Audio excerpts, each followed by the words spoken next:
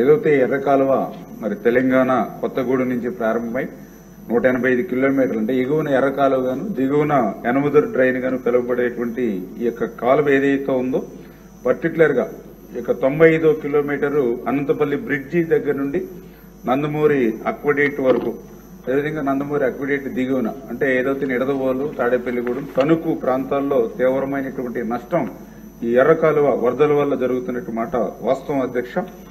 అందుచేతే గతంలో 2014లో ఆ రోజున్నటువంటి తెలుగుదేశం ప్రభుత్వం ఈ ఎర్ర కాలువ యొక్క వరద నష్టాన్ని గుర్తించే పర్టికులర్ గా అనంతపల్లి బ్రిడ్జి నుంచి నందమూరి అక్వడేట్ వరకు కూడా ఈ ఎర్ర కాలువ నీటి సామర్థ్యం ఏదైతే ఉందో కేవలం ఇది 6,000 క్యూసెక్కులు మాత్రమే ఉంటే దాన్ని దృష్టిలో పెట్టుకుని 20,250 క్యూసెక్కులకి పెంచాలని చెప్పేసి ఆ రోజు చంద్రబాబు నాయుడు గారు నిర్ణయం తీసుకోవడమే కాదు, ఆ రోజు 2015లో 69 జీవోను కూడా విడుదల చేసి 143 కోట్ల రూపాయలకు అనుమతులు ఇచ్చి ఆ రోజు తెలుగుదేశం ప్రభుత్వం ఈ యొక్క ఎర్రకాలువ ఆధునీకరణ పనులు చేపట్టడం జరిగింది అధ్యక్ష.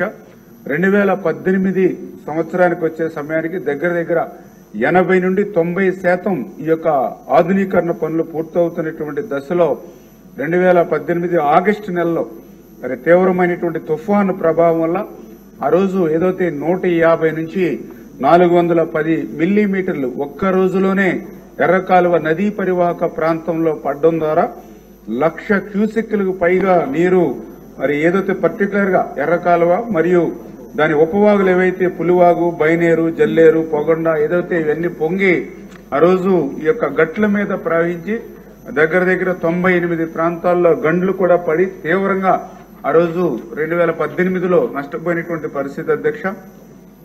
వెంటనే ఆ రోజునటువంటి తెలుగుదేశం ప్రభుత్వం 5 కోట్ల రూపాయలు నిధులిచ్చి ఎమర్జెన్సీ వర్క్స్ గా ఆ రోజు కొంత టేకప్ చేయడం జరిగింది అధ్యక్ష. కానీ దురదృష్టం తర్వాత 2019లో అధికారంలో వచ్చినటువంటి వైఎస్ఆర్సీపీ ప్రభుత్వం 2019, 2024 5 సంవత్సరాల్లో 0 ఈ యొక్క ఎర్రకాలువ ఆధునీకరణ పనులకు గాని రిపేర్లకు గాని ఖర్చు పెట్టింది 0 అధ్యక్ష. నేను ఎందుకు చెప్తున్నానంటే ఈ మాట ఏదైతే 2014, 2019 5 సంవత్సరాల్లో మనం 52 కోట్ల రూపాయలు ఖర్చు పెడితే వీళ్లు కనీసం 1% కాదు కదా, మరి కనీసం 0లో ఉండిపోయినటువంటి పరిస్థితి అధ్యక్ష.